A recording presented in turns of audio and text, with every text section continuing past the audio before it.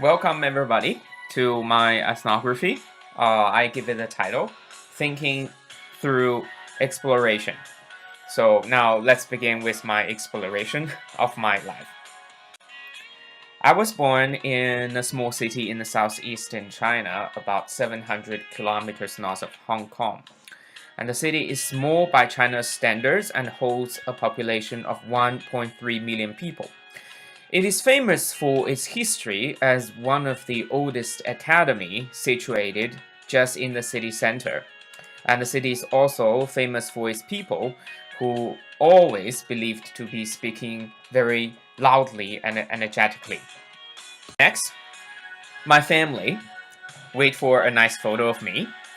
My parents got married when their marriage had to be proved by both their employers and the state government.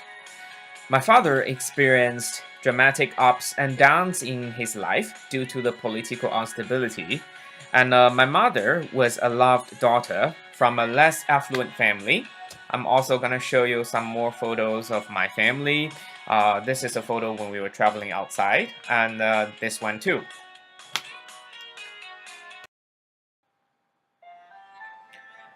When I was little, traveling is very uncommon, and my father usually took me on the back of his bike, and then he would ride me to the edge of the city, and we would enjoy some beautiful sceneries there.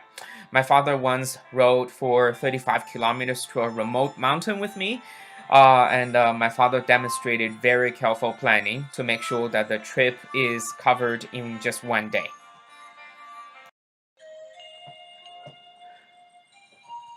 At about 5, I was once with my auntie at a fair. That's a photo of me at that time. She got so excited of the beautiful clothes there, and she let go of my hands so that I was lost in the crowd of people. Attracted the attention of some human smugglers. With a lot of people's help, I was brought back finally, and this experience shocked me off from further exploration for a long time. The English learning started as being taught in a way called total motion response, which was introduced then as a very effective and new method of language teaching. But later I just find out that new methods just come out all the time. And one interesting thing at that time is that I was able to just dance out the story of the Snow White. Once a very sad story was that I was equipped with a skill to remember music. So when I was 5, I could just listen to the music from the TV and just play it out on an electronic keyboard bought for me as a gift. I studied playing for years, and eventually I was forced to give it up because I had to leave on campus, and getting a good score is way more important than being able to play piano. All my exploration impulses had been repressed in high school period with endless homework and test papers to write. After 3 years of hardship, the final exam is even a craziness. Parents waited outside for hours at the location of exam, but the exam is strictly guarded by the army. And when it ends, almost everybody tear their books and papers to celebrate. University was a period when all my impulses of exploration came back again. Without telling my mother, I stole the family registration booklet to apply for a passport, and then I visited Singapore. It was my first time going abroad and taking an airplane. Besides, I will also witnessed a lot of things like the haze in Shanghai, which I do not know what it is in the past, and also the heavy storms that has stopped people from going home in 2008. At the 4th year, representing the university, I took part in the national speaking contest, during which I received intense training on public speaking, from which I benefited a lot later when I became a teacher in the training institution, aiming at improving students' IELTS and TOEFL score. So you can see me in the circle, but my students at that time do not really enjoy my style of teaching very much.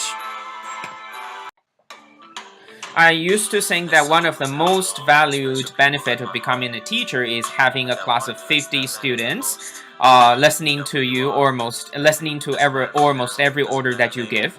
And if you say no, you can easily just punish them. Unfortunately, when finally I climbed to the social ladders of being a teacher, I had become, in the words of my principal, as a servant to serve the development of the student. Also, I had to give marks of more than 90 despite the performance of the students anyway. So those are my students. Moving to Beijing is yet another big turn of my life, as more choices were made available in that giant city. For example, you had choices of food, transportation, places to hang out with friends, and also I've got an option to work overtime in order to save money for future graduate school. According to the maps on my cell phone, throughout 7 years of working time, I have visited more than 50 cities in China. So I have visited a lot of different dialects and their possible impacts on people when they try to speak the standard Mandarin. I enjoying the moment when I can easily diagnose people's hometown just by speaking a few words with them. For the first 2 years, I had to sit on the train for 26 hours to get back home from Beijing. And when the high-speed rails were completed, it was shortened to 6 hours. And last year, it was again shortened to 2 hours after the airport in my hometown has been completed. However, I gradually lost the sense of belongingness to my hometown. For the first time, I had to use a map on my cell phone to help me navigate even at my hometown. It felt that my hometown has become a places just like the other cities that I have visited. So that's a bit sad. My experience of exploration and losing the sense of belonging to my hometown has led me to think, in order to know something, you probably have to be there. Besides being there, it is also important to be there long enough to be able to make sense of observations. Like this beautiful cave I have visited just outside the city of Beijing, you have to be there to know where to go, and you have to be there long enough to know every stone sprout. It is always exciting to find out there beyond the current little world.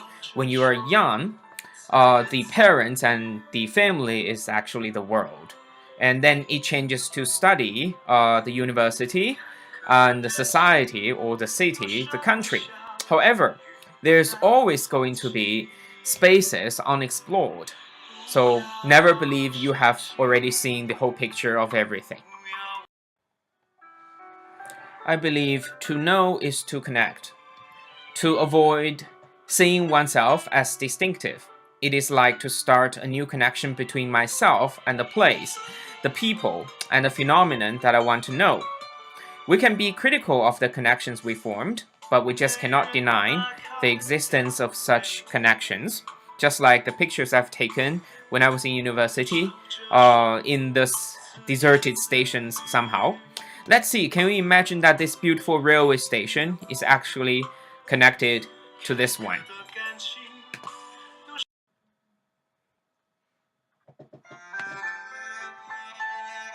And when this is applied as being a teacher, I think it is very important to bear in mind that I can never know the whole picture of a single student.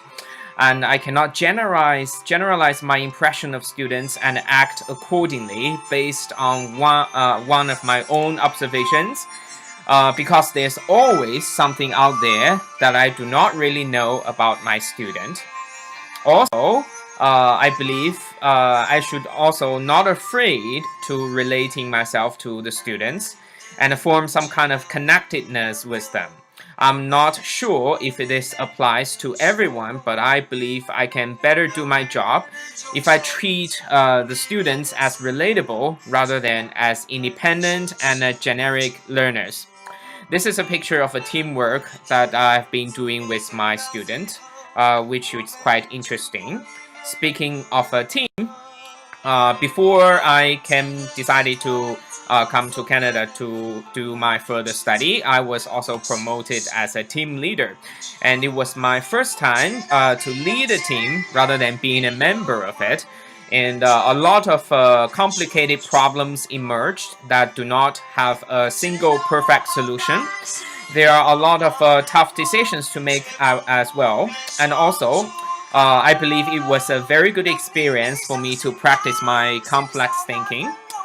And later here, I'm in Canada with a lot of my classmates, and I really enjoy the class in here. Look at this picture. It was last year, in one of the courses.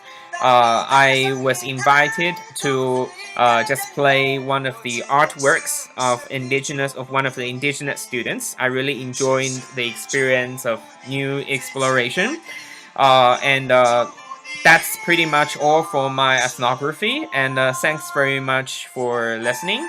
And I guess we will continue with our life explorations.